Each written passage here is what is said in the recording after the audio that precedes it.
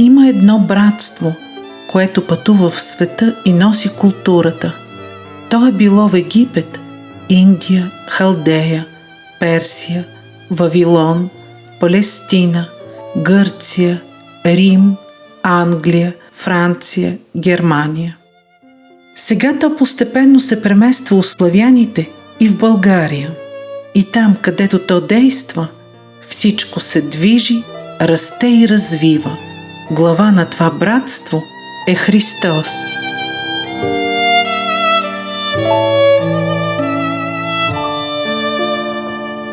Откъде идваме? Защо сме тук и на къде отиваме? Какъв е смисълът на сътворението на човека? Изчезваме ли, подобно на листата, които загниват и се превръщат в пръст? Или сме безсмъртни същности? Кой и защо е създал битийния свят, в който се намираме, и какъв е неговият замисъл?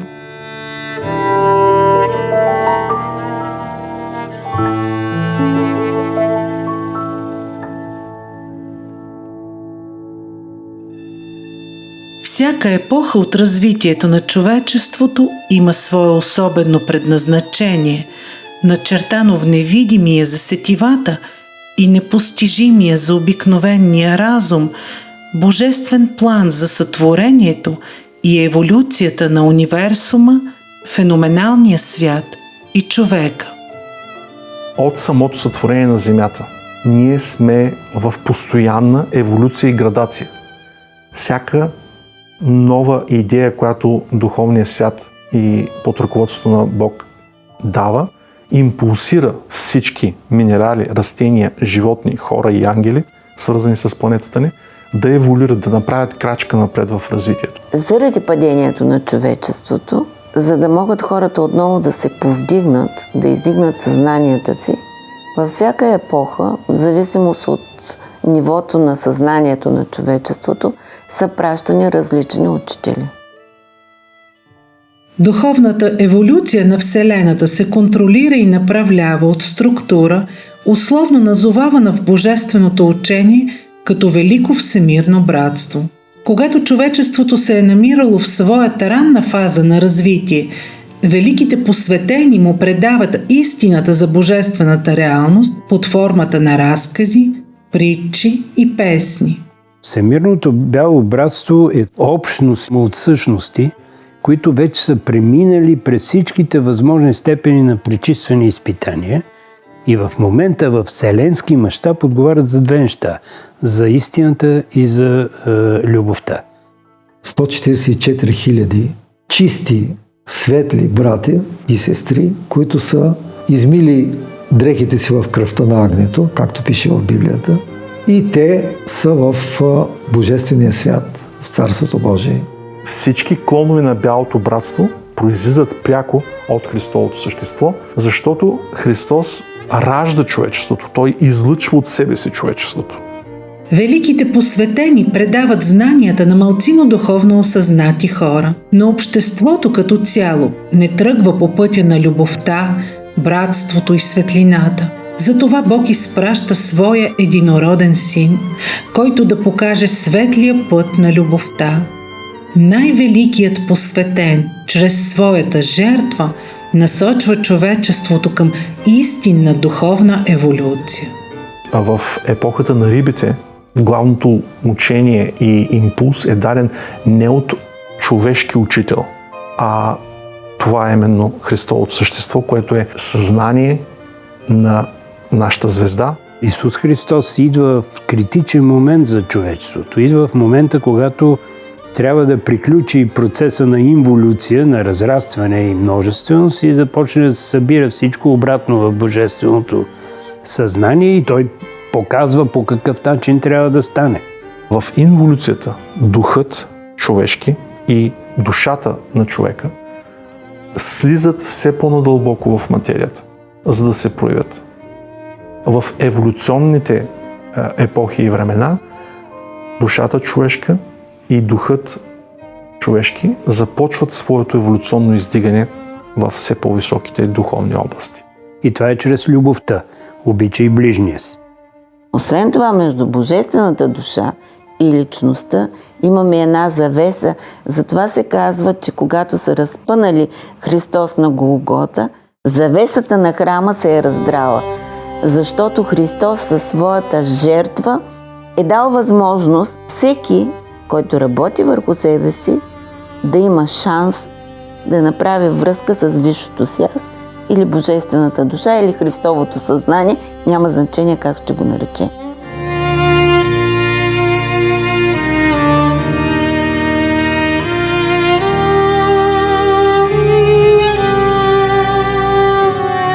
Две хиляди години след Христа човечеството сякаш е забравило за великата жертва и безграничната Христова любов. И както в древността е потопено в множество войни, конфликти и социални противоречия.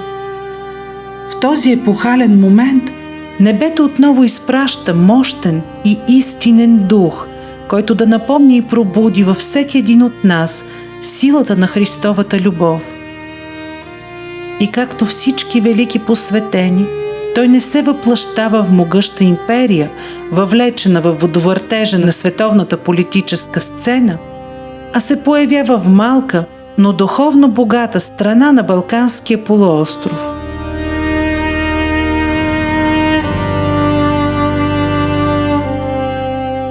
Учителят иде в една бедна държава, малка, но в един духовен, по-чист народ. От тук, от България, тръгват значими духовни вълни и велики цивилизационни преобразования. Тук работят учениците на Орфей, тук възниква учението на богомилите, което по-късно вдъхновява западната църковна реформация. България е място с неподозирано богато духовно съдържание, скрито в дълбините на нейните недра, отредено за работа и на този мощен дух, идващ тук в края на 19 век. Това е най-светлото учение, което ние българите притежаваме и го притежаваме по една вековна традиция.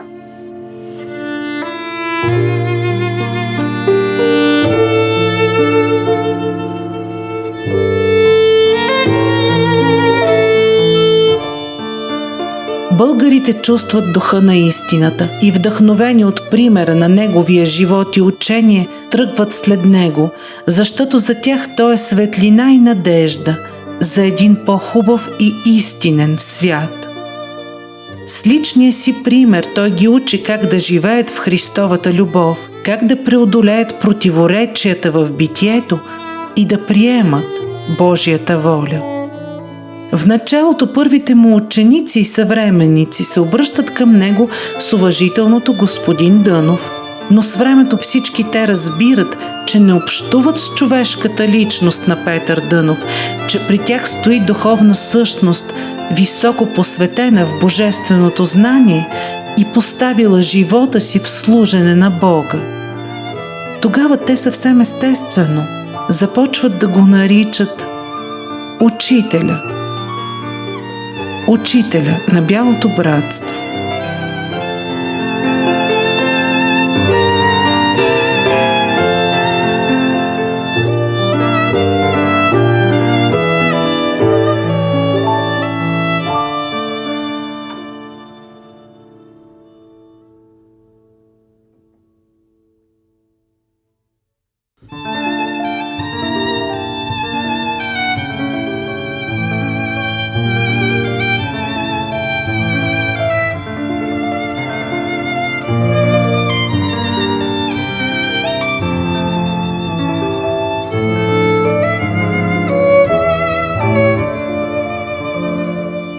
Христос е, който е движил, движи и ще движи, както историческия, така и мистичния и космичния живот на човека и човечеството. Затова без Христа няма история, без Христа няма космос, няма организиран свят, без Христа няма мистичен живот. Христос е вдъхновителят на всички откровения, във всички времена и епохи.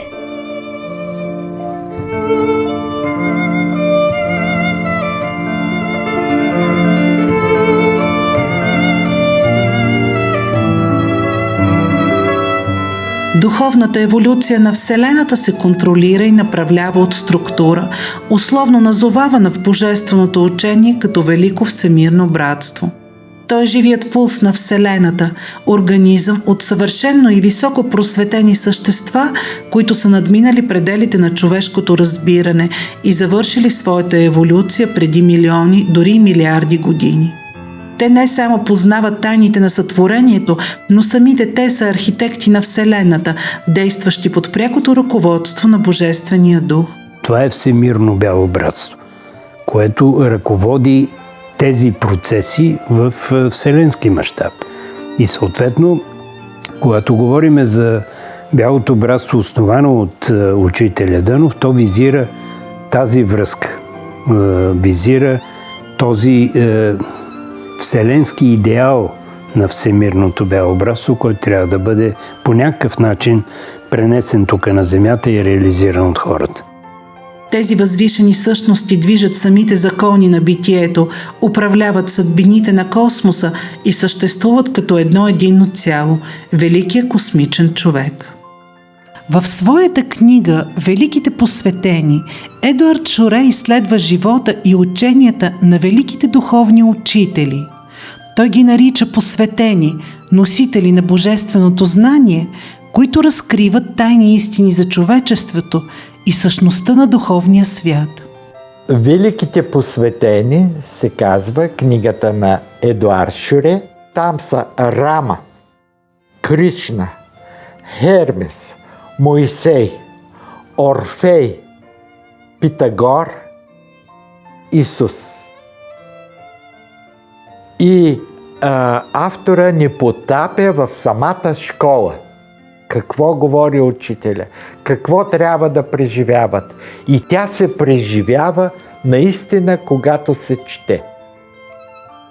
И виждаме какви велики духове е имало спуснати от Великото бяло братство да обучават човечеството, всяка раса на нейния език, на нейната вяра.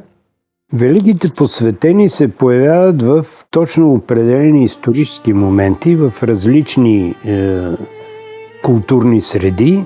Това не може да стане масово, може да стане в началото с затворен кръг хора, които да бъдат обучени в това по какъв начин човек е в състояние да контактува и да владее енергиите.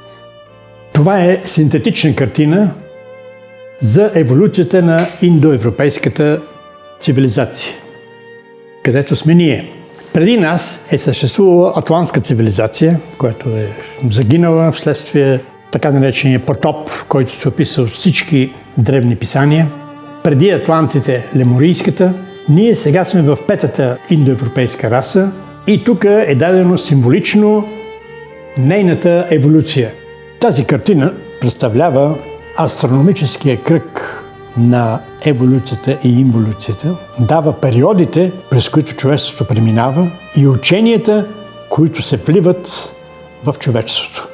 Първо се влива древноегипетската мъдрост, след това център на бялото братство преминава към Хималаите, Рама, Кришна, също Зороастър, който е вече в Близкия изток, великите китайски религии Лао Цзъ, Конфуций, едновременно Буда, те тримата в един и същи период проповядват.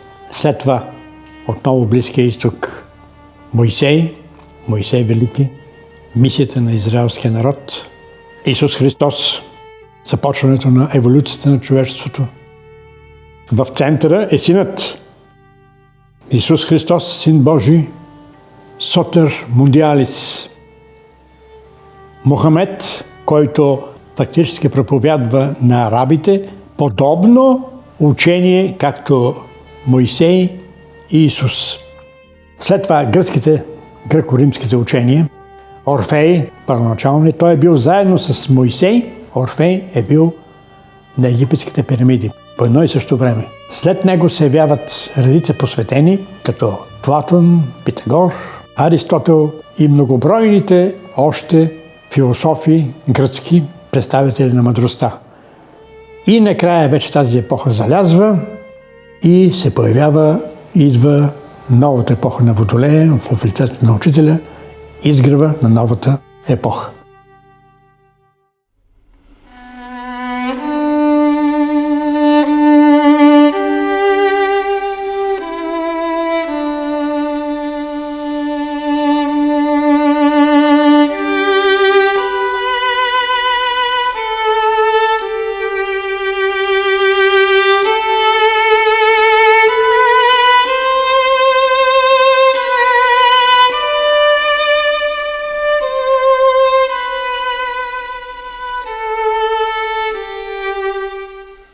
Бялото братство не е създадено от учителя, то съществува от дълбока древност и обхваща всички учения, които работят по пътя на доброто. И понятието за бялото братство, той го възражда учителя. Цялата тенденция на учението е за новата раса, новата култура през епохата на Водолей.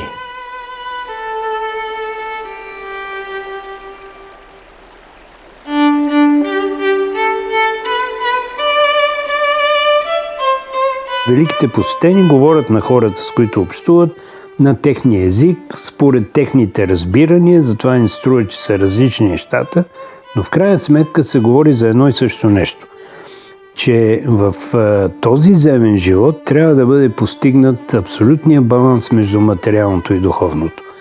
И в тая връзка абсолютно всяка една религия и духовно учение, от най-крайните езотерични до общите, говорят за това, че егото е проблема на човека.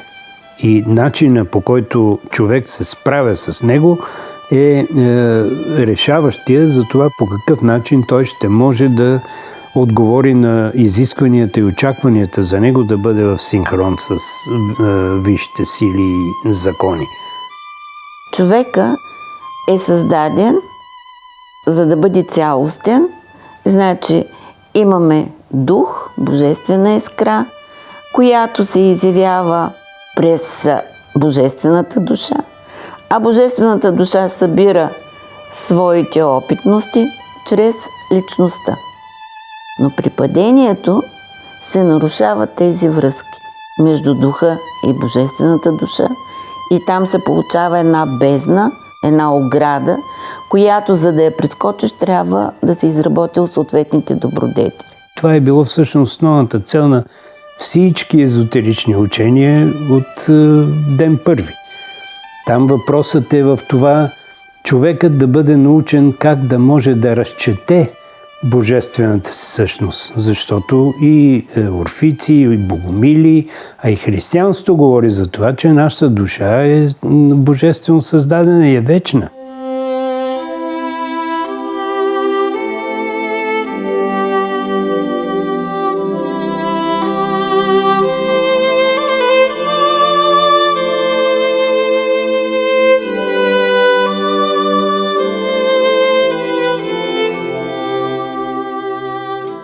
Когато се излъчват на снопове божествените искри, всяка искра, всеки сноп има определена задача в цялото.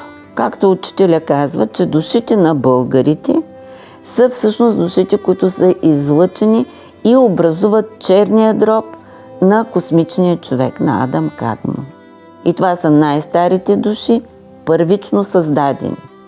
Те първи са влезли вече в материята, като са се облекли в душа и след това в личност и физическо тяло последно.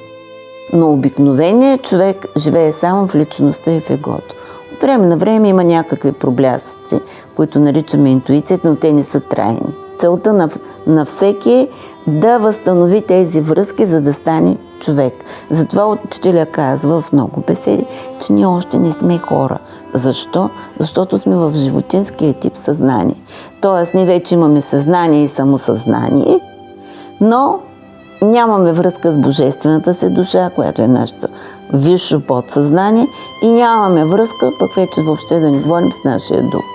Значи ние имаме някаква божествена частица, която би трябвало да може да ни свързва с нашия Създател по линия на духовните светове. И как да ги разчетем в себе си, нещо, което всички тези учения се опитват да научат последователите си. Разбира се, в нея влиза основно въпроса за Всевисшата истина, както и въпроса за това по какъв начин функционира висшата реалност, какви са законите и по които те се движат, с идеята човека да не е някакъв свободен атом в пространството, който се носи воден единствено от своето его, ами точно обратното, да може да се синхронизира с тази действителност по начин, по който да стане интегрална част от нея, но с идеята, че след като носиш божествена частица в себе си, имаш и задължение да бъдеш сътворец, да продължиш съзидателния процес в хармония с цялото съзидание. Това е големия проблем и големия стремеж.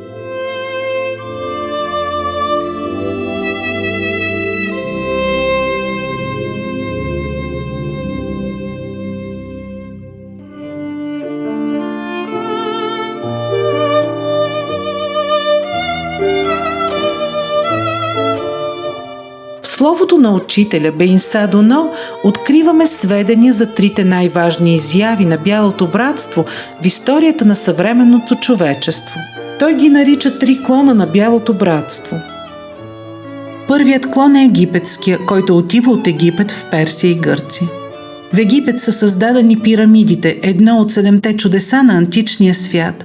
Тези колосални структури са изградени чрез преодоляване на гравитацията, превръщайки многотонните каменни блокове в безтегловни. Това дело е непосилно за обикновените хора и е осъществено от въплатените представители на първия клон на Бялото братство, водени от Хермес Трисмегист. Когато започва това грандиозно разгръщане на епохата на бика, съответно ние имаме изключително мощни прояви на Бялото братство, особено в Египет. Учителя нарича египетската цивилизация именно в този контекст, че тя е цивилизация и култура на Бялото братство. А тя е основана на божествената връзка между небето и земята. На базата на поселенията в Египет, на хората, които са живяли в Египет, вероятно едно примитивно население, той създава нашата цивилизация, като той принася познания, вероятно предмети, вероятно някакви технологии от Атлантида. Фактически учението на Хермес е учението за въобще универсума. Какво представлява космоса, какво представлява човек. Учението за микрокосмоса и макрокосмоса. Естествено, на тогавашните египтяни нищо от това не е било известно, но те не са знаели такива неща. Хермес събира тези, които имат повече способности, той ги обучава и така се образуват тези жречески касти, които пазят тези знания много хилядолетия след Хермес. Хермес вероятно построява пирамидите в Египет и след като той си отива, тези пирамиди остават като едни хранители на знанията на херметизма.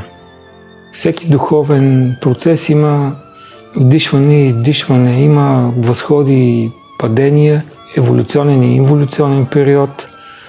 И след такъв голям възход, като периода на Хермес, има период на инволюция, след който следва нов импулс, процеса на импулси и следващите импулси, като импулса на орфизма. Не случайно Орфей е посветен в Египет. Питагор е посветен в Египет, вероятно и Платон ходи в Египет. Първият клон подготвил човечеството за християнството, като издигал общественото съзнание на по-висока вибрационна чистота. Както гласи един от великите принципи на херметизма, всичко е вибрация. По-високата чистота означава достъп до извисени зони на невидимия свят и по-дълбока възприемчивост към Словото Божие, предавано от мировите учители.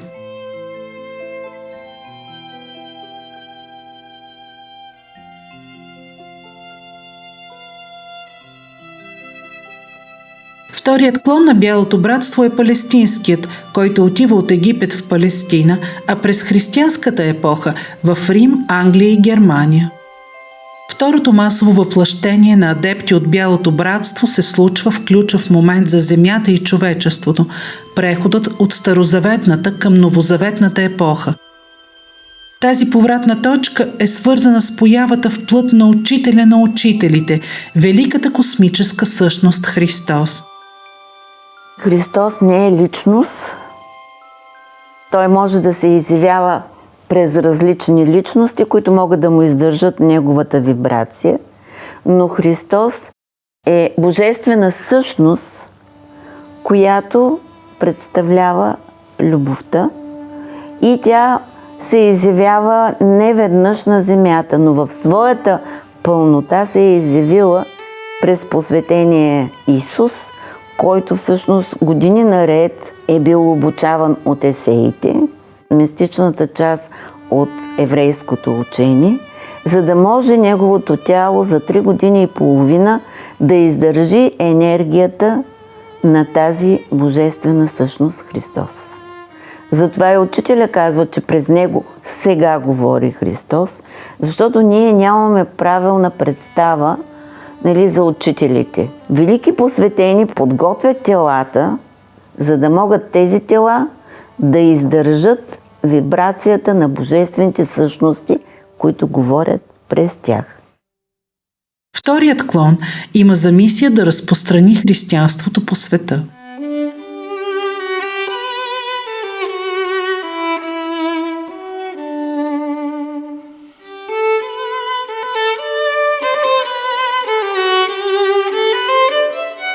Третият клон на Бялото братство е богомилския. Неговата цел е да реализира божественото учение, истинското християнство. Богомилите се появяват в началото на X век, когато християнството в значителна степен вече е деформирано от човешки интерпретации, манипулации и наслоения.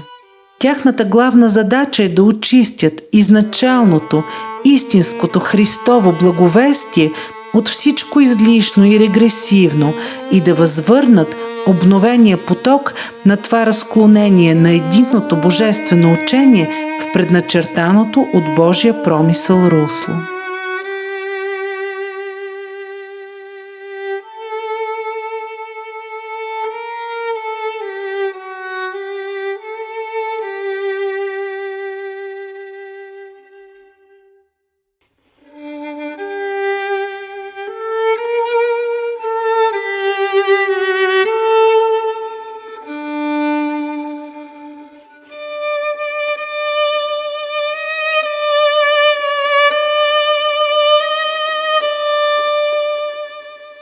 Нашите земи са много мистични с това, че тук е бил орфизъм, значи имало е орфическа силна вълна преди 1000 години, след това богомилска вълна преди около 1000 години и сега идва учителя като трета вълна на Бялото братство, която идва към човечеството.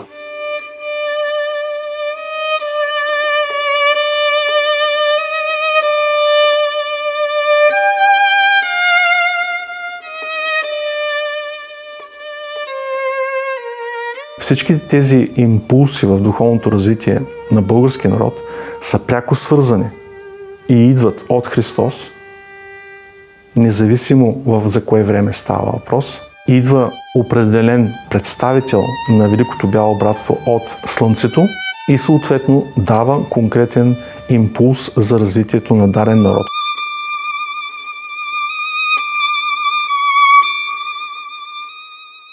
Българският народ е древен народ.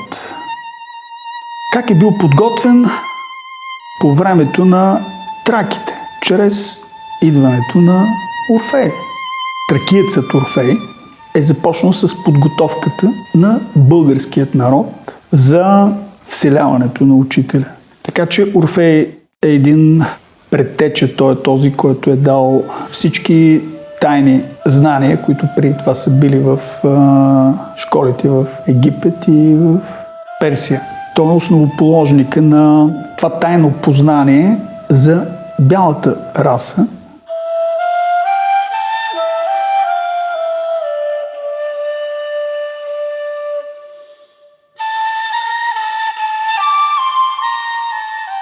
Орфей, това е посветен велик владетел. Той е владетел в смисъл не на това, че е владеел нещо като един суверен, това е владетел, който владее силата. Орфей е роден в Родопите. Вероятно той е посветен в Египет. Прекарал е не по-малко от 15 години. Посветен е в египетските мистерии. И когато той се връща, както всички учители започват от морето, така и Орфей, някъде по брега на Егейско море, всяка сутрин се качва със своите ученици на връх Пангеон. Той посреща слънцето на връх Пангеон, както учителя посреща слънцето на най-високото място около Варна.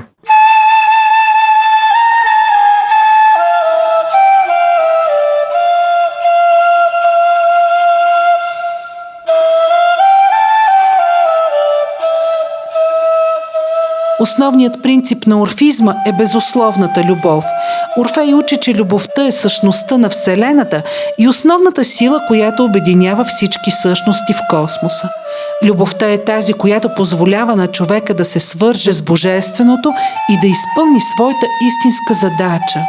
Орфизмът не само учи на любов към другите, но и на любов към себе си и към Вселената като цяло. Едно учение за любовта.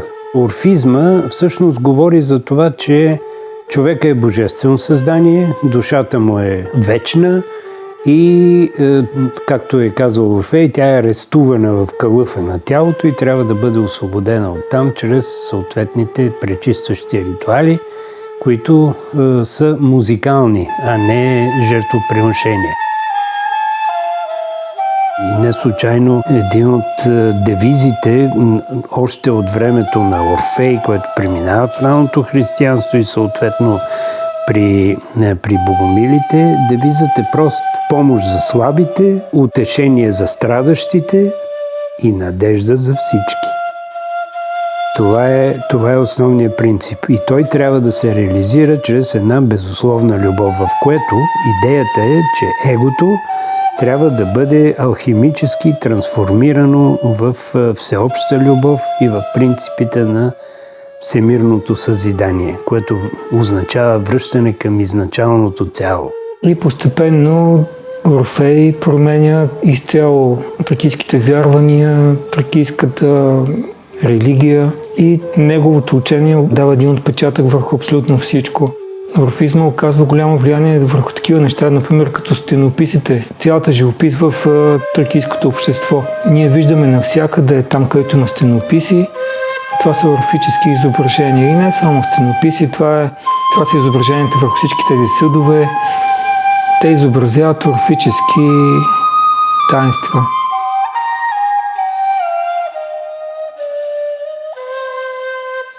Ние можем да видим орфизма абсолютно навсякъде по нашите земи. Затова и тези съоръжения, като това в Старосел, в Свещари, те не са гробници, те са просто храмове. Никой не знае кога точно са построени, те са многократно използвани, векове наред, техните прагове са изтрити от влизане и те в никой случай не са гробници.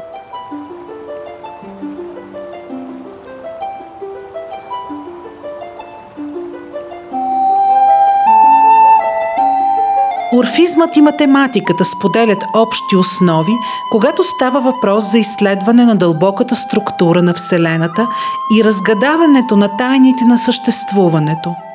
Математиката в орфизма може да се разглежда като инструмент за изразяване на космическите принципи и за разкриване на божествения ред и хармония, които пронизват природата и Вселената. В какво се състои общо взето орфизма? Това са най-общо казано знания върху Вселената, върху Бог, върху човека и оттам идва и, че тяхната архитектура е абсолютно математическа. Ние виждаме една съвършена математика и геометрия в техните храмове. Тези храмове са запазени до ден днешен и ние можем да ги посетиме.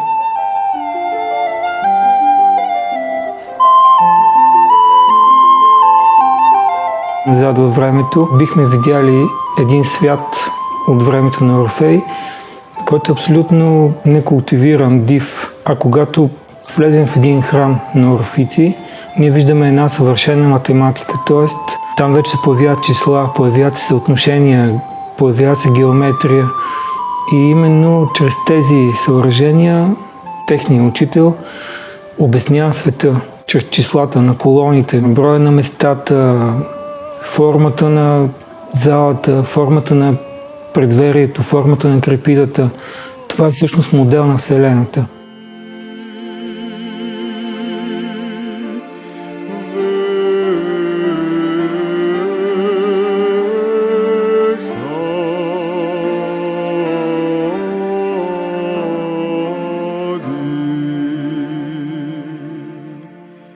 За Орфей музиката носи свещен смисъл и играе ключова роля в пречистването на душата. Музикалните ритуали служат за възстановяване на хармонията между човека и космоса. Те функционират като канал за въздействие върху душата, освобождавайки я от оковите на материалния свят и връщайки я към нейния божествен произход. Музиката за Орфей вероятно е била по-скоро вибрация. Това е един тон или няколко тона, но те са такива, че те променят хората.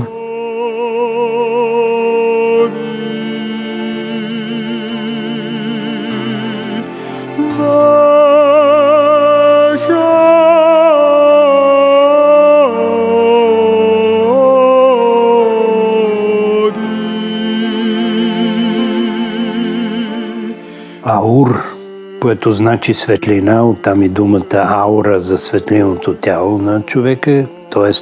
учи чрез светлина. Това е правил Орфей. И най-характерното за него е музиката. Орфизма е най-уникалното езотерично учение в света, защото се занимава с пречистване само единствено с музика. Няма жертвоприношение и даже няма жертвоприношение на храни, а има музика. Въздейства с музиката.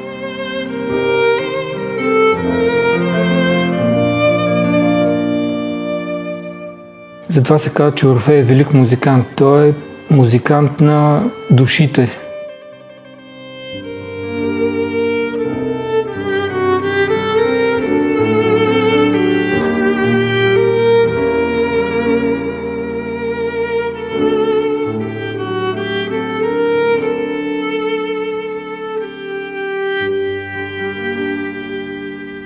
Музика. Тя директно кореспондира с висшата реалност тогава, когато е верно настроена. Верното настройване е 7-8 ритъма, който е ритъма на сърдечната чакра и на физическото функциониране на сърцето с два къси, един по-дълъг импулс.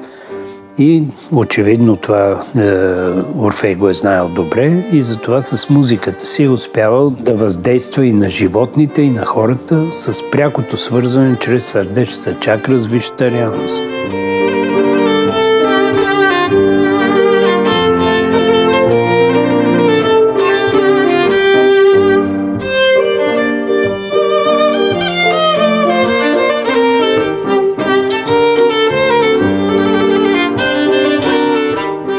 Орфизма оказва голямо влияние върху западноевропейския окултизъм. Някъде в началото на Ренесанса един монах, който отива в Флоренция по време на Флорентинския събор, донася както книги на Хермес, така и орфически химни. Те са преведени от Марсилио Фичино и орфизма, както и херметизма, дошъл чрез този монах, който се казва Георгий Гемист, с посветителско име Плифон, което означава изпълнен, влизат в основата на европейския окултизъм. Ние можем да видим орфизма в много проявления на европейската култура. Например, първата опера, създадена в света, е на Клаудио Монтеверди, тя се казва Орфей и разказва историята на Орфей. Те стават чисти хора, носят бели и лени дрехи, започват да се занимават с такива неща като музика, с наука. Според Орфей, неговите последователи не трябва да ядат храна, която е дишала. Те се събират на високо, те се занимават с молитви, пеят химни, те се занимават с творческа дейност. Те са творци на самите себе си.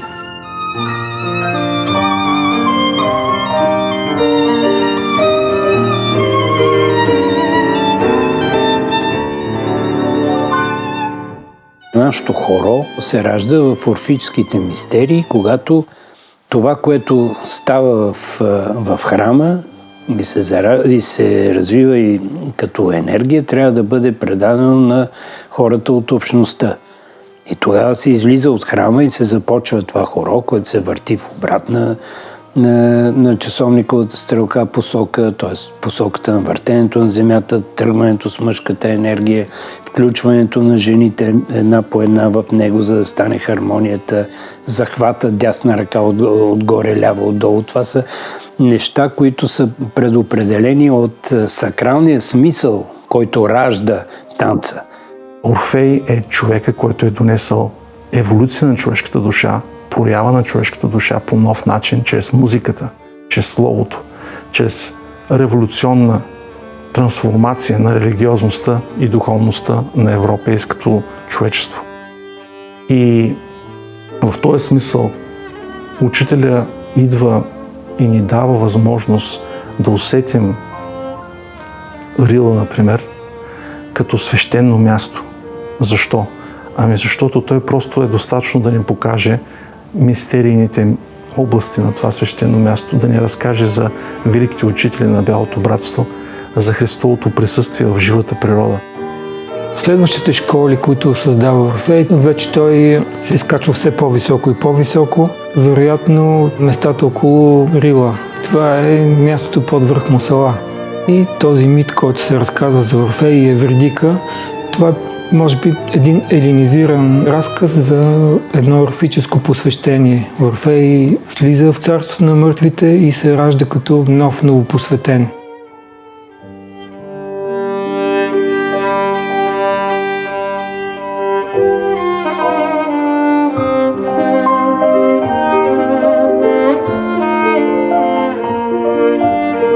Първите всъщност християни са траките орфици, които не виждат някакво особено противоречие между това, което говори Орфей, че те са божествени създания, че душата им е вечна и така нататък.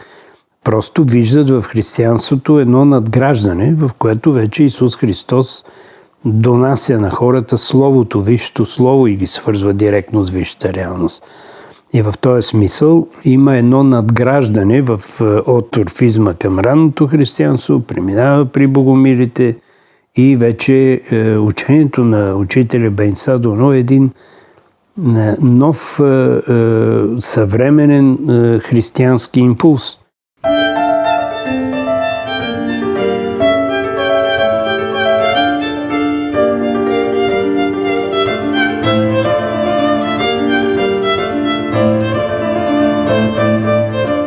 Вторият божествен импулс след орфизма или втората проява на Бялото братство по българските земи е богомилството. През X век в пределите на България се ражда духовно-религиозно движение с новаторска насоченост, известно на културния свят под името богомилство. Озарено от високите идеали на християнството, богомилството е една от най-бележитите прогресивни прояви на българския народ през епохата на Средновековието. По своята същност, богомилството представлява далечен предтеча на реформаторски религиозни движения, появили се много по-късно в Западна Европа. През втората половина на 11 и началото на 12 век богомилството с неотслабваща сила подтиква църквата за нейното обновление от една страна и гражданската власт за една справедлива социална основа. Същевременно през двувековното византийско владичество богомилството отстоява борбата срещу чуждото потисничество. Старта на богомилското учение е даден от Боян Мага, най-малкият син на цар Симеон, който е висш посветен, и той събира своите бъдещи апостоли и дава старта на това учение. Има и дата, рождена дата, 12-13 април 1928 година в подземието на църквата Света Параскева в царския манастир в Преслав, като ги посвещава в тайните, в висшите тайни на християнското учение. Тоест, там са теорията за кармата и прераждането, там е теорията за женската енергия като първенствуваща и за Исус Христос като висш посветен. Тези неща стават основни в разбирането на богомилското учение и оттам тръгва и девиза им свобода, равенство, братство с съществената добавка чрез Христовата любов.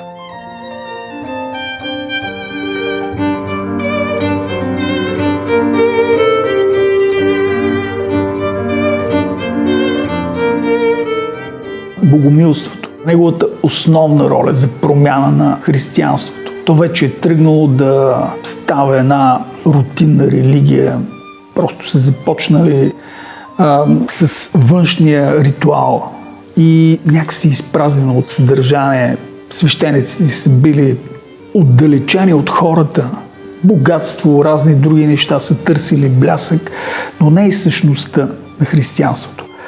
Именно поради това, казва учителя, е дошъл богомилския импулс, той го нарича така. Богомилския импулс отгоре. И този импулс е трябвало да промине не само България. Да, той избира най-добрата почва тогава. Той променя културата из дъно. Хората започват да провиждат тези неща и казват, защо ми е посредник между мен и Бога? Защо ми е тази церемониалност? Защо ми е тази пишност? Къде Христос ме е учил на това?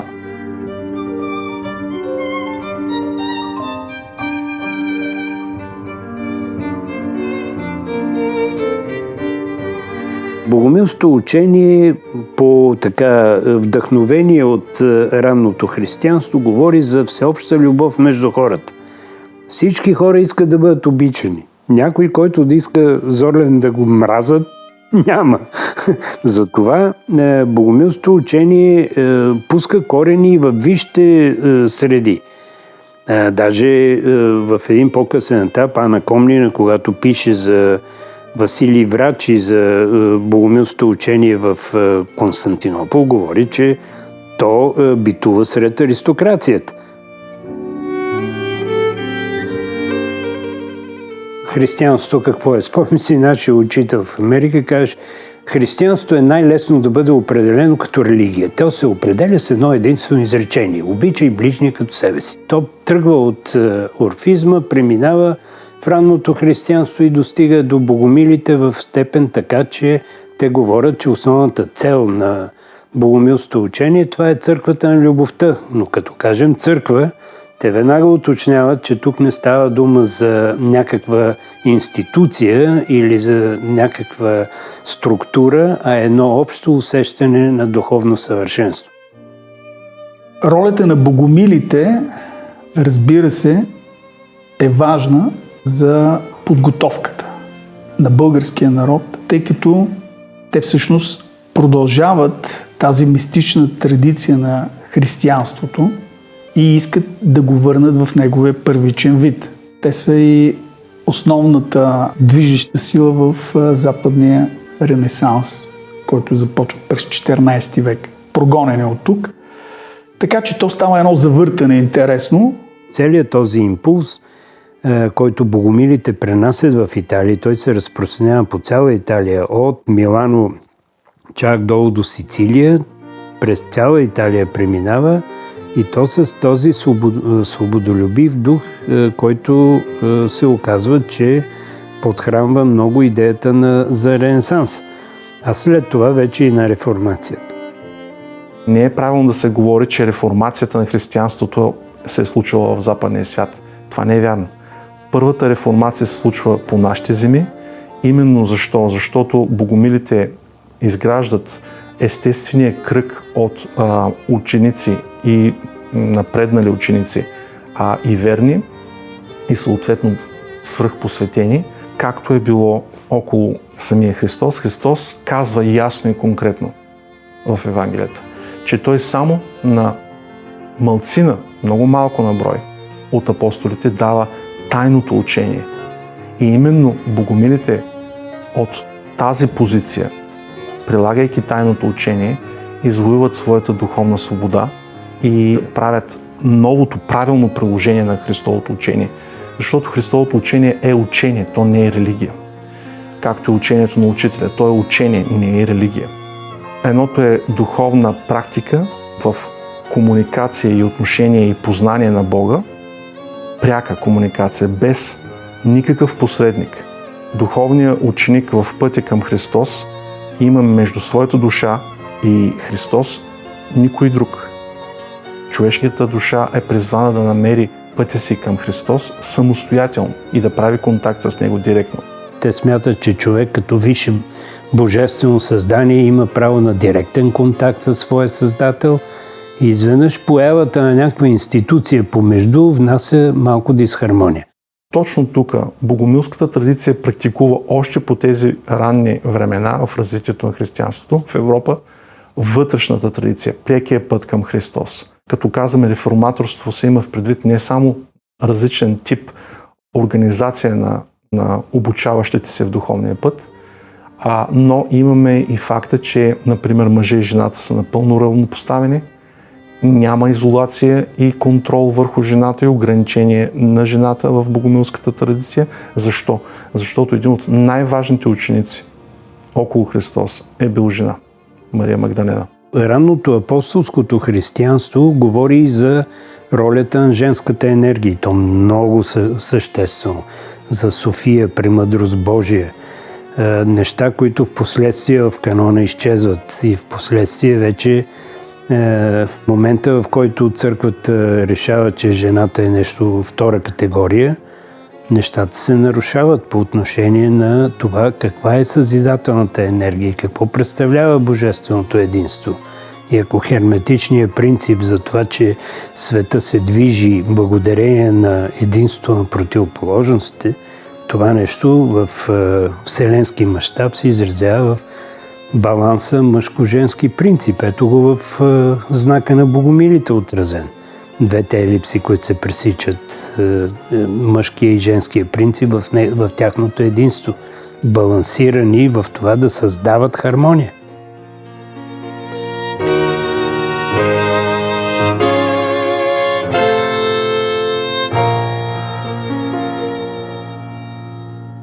Богомилите са приложили учението такова каквото е. Те са свещенодействали към всичко живо и заради това, например, са били вегетарианци. И изпита с кокошката, който често държавните структури са прилагали към тях, за да разберат дали са богомили, те са избирали да спасят живота на една кокошка и да пожертват своя живот. Представете си за какво става въпрос.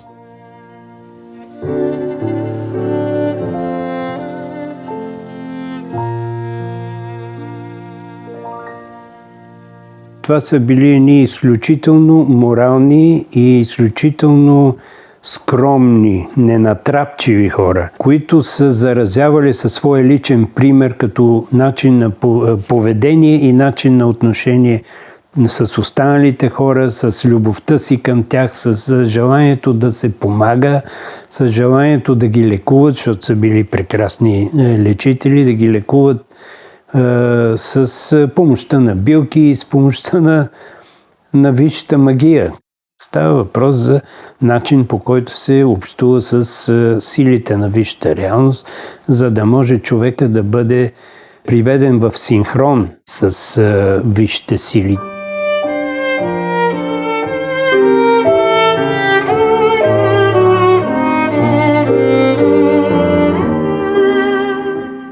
Пуснало дълбоки корени сред българите, където би могло да се превърне в разсадник на хуманитарни идеи, богомилите биват отхвърлени далеч зад пределите на България. В един момент стават неизгодни на властта. Имало е гонение на богомилите, имало е изгаряне на клади, макар че за това основно историците ще скочат, ще кажат няма данни за това. Да, данни записани на камък или на хартия няма, но има данни по линия на езотериката, които говорят за това как са се разправили с тях. Разправили с тях по чисто политически причини, защото Борил е просто бил изнуден да реагира срещу тях. От една страна по линия на натиска, който му упражнява папата, от друга страна на патриарха в Константинопол. И резултатът е, че всъщност богомилското учение не умира в България. 5 века под турско робство учителя Петър Дънов го казва съвсем категорично. Заради това, че сме изгонили богомилите, сме наказани с 5-вековното турско робство. Когато разгониха богомилите из България, българският народ падна под турско робство цели 500 години.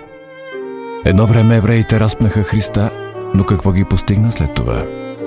2000 години робуваха.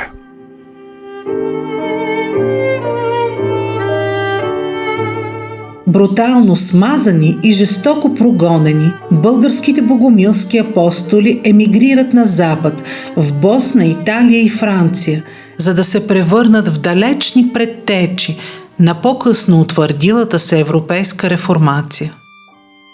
И самата църква започва да се реформира. Тогавашната западна църква, католическа църква. И тогава идва реформацията. Протестанството идва като пряко следствие на богомилството. Западната църква осъзнава, започва да се самоосъзнава. И там, където богомилите отиват, това са Северна Италия, Южна Франция, включително Испания, най-вече Германия и Англия. Да ни кажа, че после отиват и вече чрез английските катари, отиват в Америка, в новия свят. Църквата се реформира и протестанството се ражда като пряко следствие на богомилството.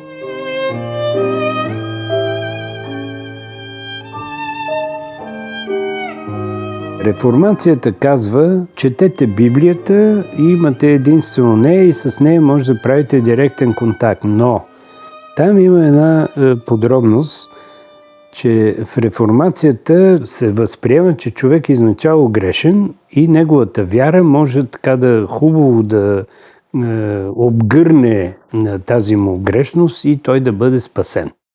Тази идея, че това нещо е постижимо индивидуално, без институцията, е богомилския импулс.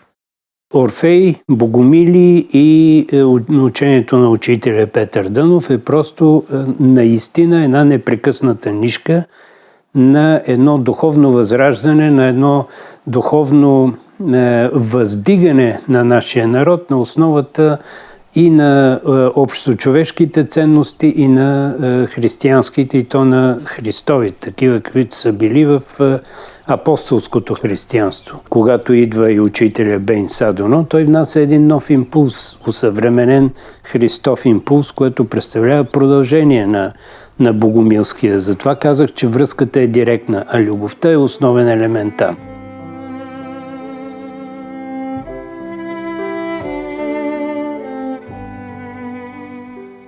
Мисията на богомилите, най-общо казано, това е създаването на църквата на любовта, за която в първото изречение се казва, че тя не е институция и няма сграда, а едно вътрешно усещане.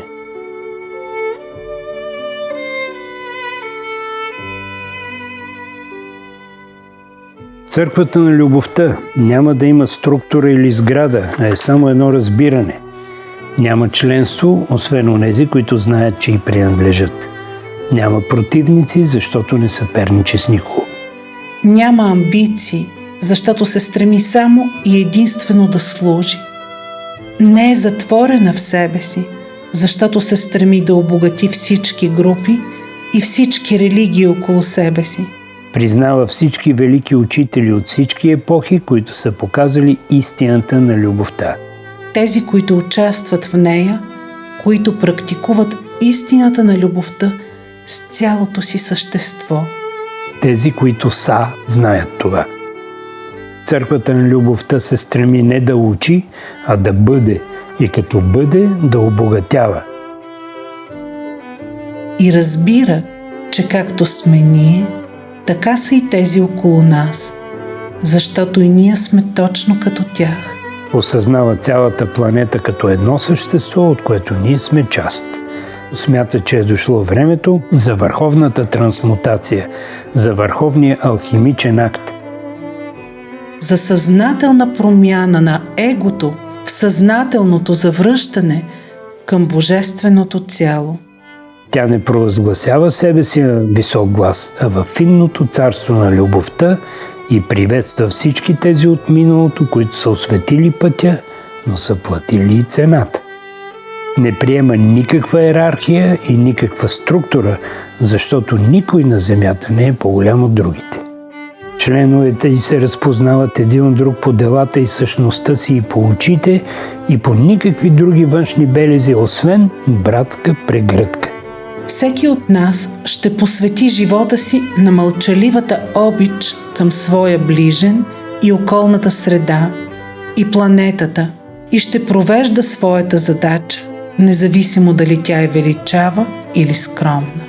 Църквата на любовта не предлага награда нито тук, нито в отвъдното, освен неизразимото щастие да съществуваш и да обичаш.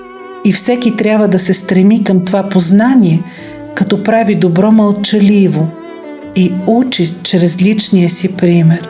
Църквата на любовта няма тайни, няма мистерии, освен истинското познание за силата на любовта. И ако ние го желаем, света ще се промени. Но само ако се променим ние самите. И тези, които са. Те са църквата на любовта.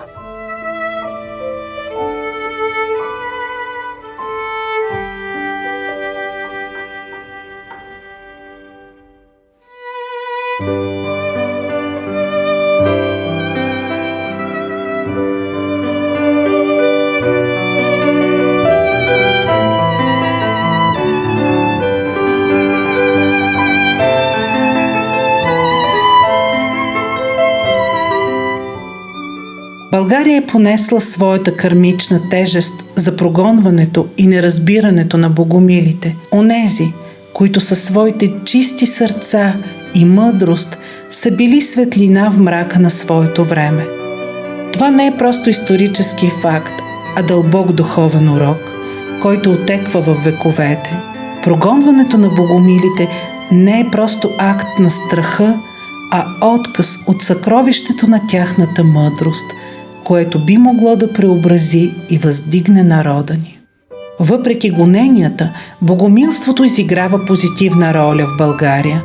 Неговият мощен импулс не изчезва, а се завръща с нова сила и в друга форма, като неугасима светлина, осветяваща пътя към духовно възраждане.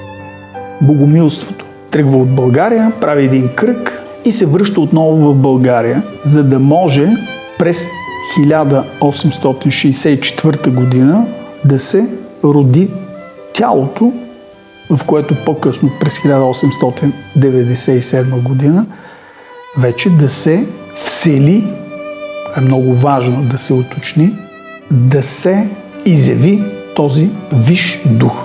Не случайно. И тук идваме до третата, най-близка по време и все още толкова неразбрана по дух проява на бялото братство по нашите земи.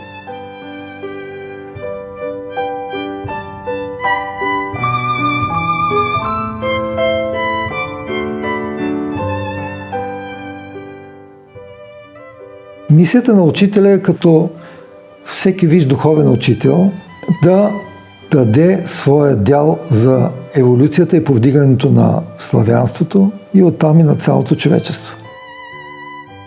Учителят дава обяснение, че български народ е подготвен 8000 години за своята мисия да стане един предавател на Христовото учение за повдигане съзнанието на цялата човешка цивилизация. И ето защо и ние вярваме и се гордеем с това, че духът Бенсадоно е изпратен точно в България. Тук са били богомилите, тук е Орфей. Българският народ е най-подготвеният, неговият език е най-подходящия, за да се преведе това небесно слово И ние трябва да бъдем много отговорни и наистина да заслужим тази привилегия. Ние да се родим в България и тук да дойде учителите и да го видим и да следваме това учение.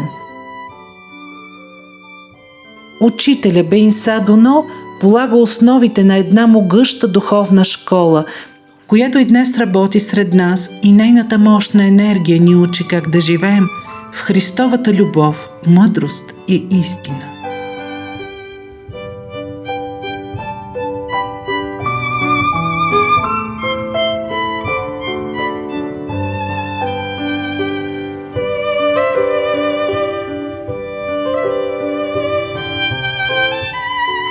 Учението на Бялото братство е учението на Христа. Той никъде не казва, че някакво друго учение, освен Христовото, проповядва. Точно обратното. Казва, това е същото Христово учение, което някога проповядваше Христос, но сега 2000 години по-късно то е позабравено. Същата идея, която беше 1000 години по-рано, когато богомилите дойдоха с техния богомилски импулс. Тоест, 1000 години по-късно пак се налага едно ново освежаване, ново преосмислене на християнството.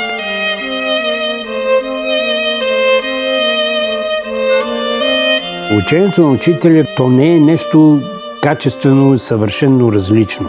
Въпросът е, че е освободено от догматиката и от наслояване от дългата история на християнство в това по какъв начин то може да се реализира. Братство, свобода и равенство стават основното верою на братството и въобще идеята за братство. Богомилите, принципа им е бил: елай, виж как живея. И ако ти хареса, ме чуй какво искам да ти кажа.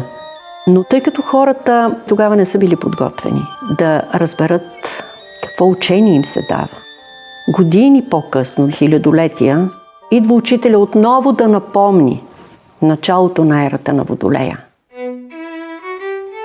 Това не е учението, което вие прилагате. Това не е искал да каже Христос.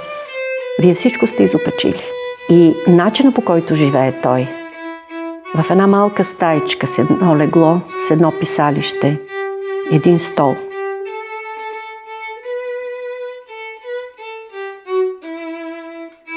Учителя, неговия личен живот и личния му пример е първото доказателство за смисъла на неговите идеи. Защото той каквото говори, той го живее. И хората около него са го усещали като баща, като наставник. Затова и учителя на баща ми е казал: малко чети, много мисли и прилагай, което можеш. Учението се базира на тези три принципа: любов, мъдрост и истина. Един вид мистично християнство, което се заражда по нашите земи. Дошло при нас приблизително 2000 години след появата на Христос.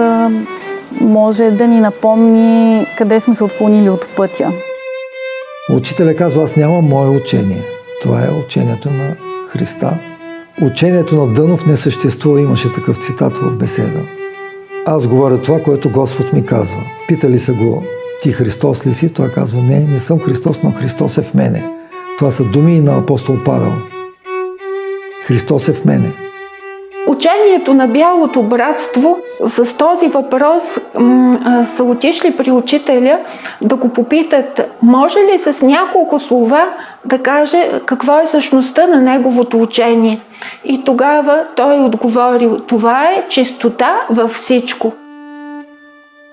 Чистота и искреност вложете в мислите, в желанията и в душата си. И любовта ще се прояви, и Бог ще ви благослови, и небето ще се стреми да възрасти всичко посято от Бога във вас. В учението на учителя няма догми. Има една едва ли не безгранична свобода, която човек усеща като полет.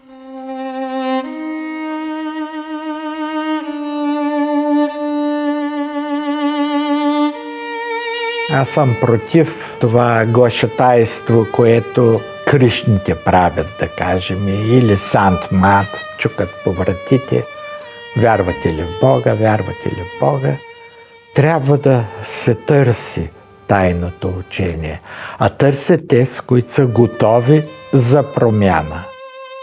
Това учение е божествено учение, което има вселенски принципи, предадени по един много достъпен начин. Всеки човек може да го чете и да разбира посланията. Ти го четеш и то ти докосва душата. Примерите, които той дава, са изключително показателни. Ние ги запомняме много пъти тези примери, когато нещо ни се случи в живота и си казваме: аха, ето, учителят това разказва. Когато ученик се стреми в учението на учителя, той моментално ще открие, че учителят е работил с конкретни и ясни методи, които е формулирал, фокусирал по изключително мощен начин. Ученика моментално му прави впечатление, че има 3 основни: завета на цветните лъчи, пентаграма и паневритмията. Това са изключително важни методи в учението.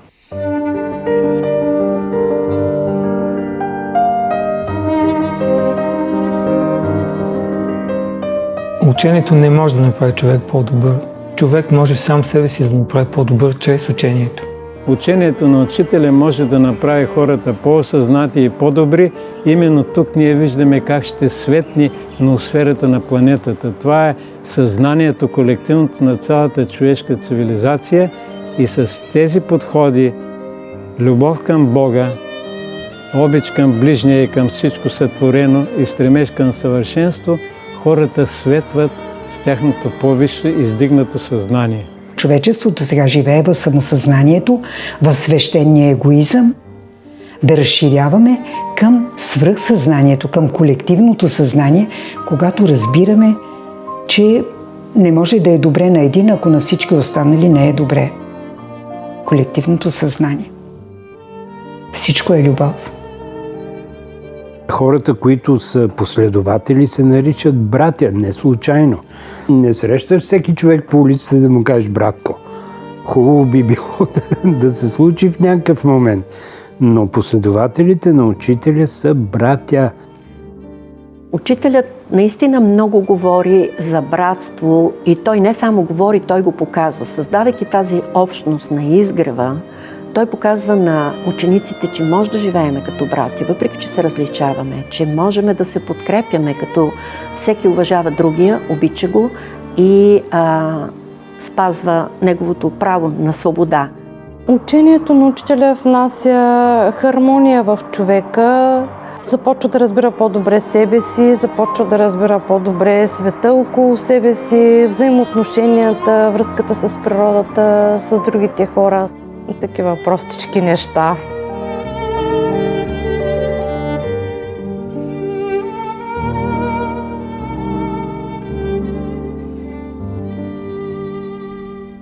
Гарантирам, всичко, което аз съм постигнал в живота си като човек, го дължа единствено и само на учението.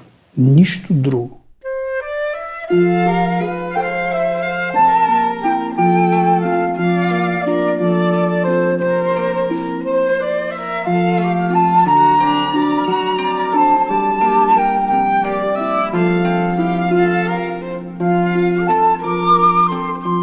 Няма нещо по-красиво от това да живееш в любовта и самия ти да излъчваш любов.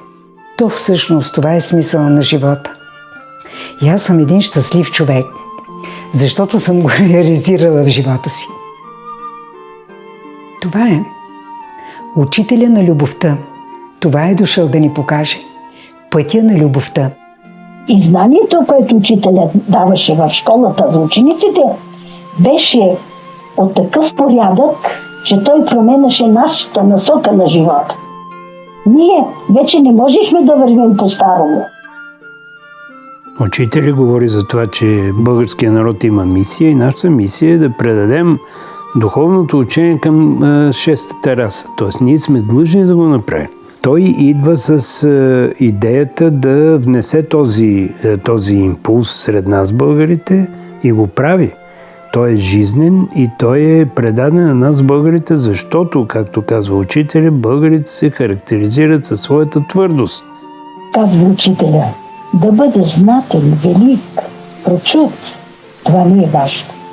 Важно е да бъдеш лъч от Бога, макар и най-малък. Да имаш Неговата светлина, да имаш Неговата любов, Неговото знание и сила.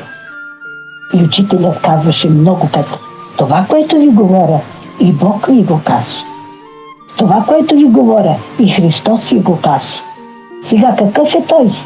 Всеки нека сам да си вади извода от това, което Той показа между нас. Това е качество не на човек.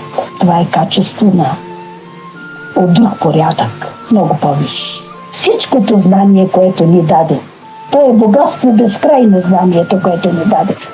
Защото словото на учителя е свободно. Той го излива, тъй както тече у него. Ние го възприемаме тъй както може всеки един от нас. Ако беше в рамки, ние щехме така да се държиме, както учим уроците си. А тук не можеше така. И оттам имаше една трудност. Всеки един от нас трябва да намери пътеката, за да достигне до реализирането на това слово. Пътека в себе си. Пътека в мислите, в чувствата. В себе си не външен път. Стъпка по стъпка ето ни вървим към новия живот. Чертаем светли бъднини за нас и цял човешки род. Пътека към чистото Христово учение, в което духовното преобразява материалното. Любовта изцелява и възвисява тялото и душата. Мъдростта се излива като извор, а истината пламти и озрява в сърцето на човека.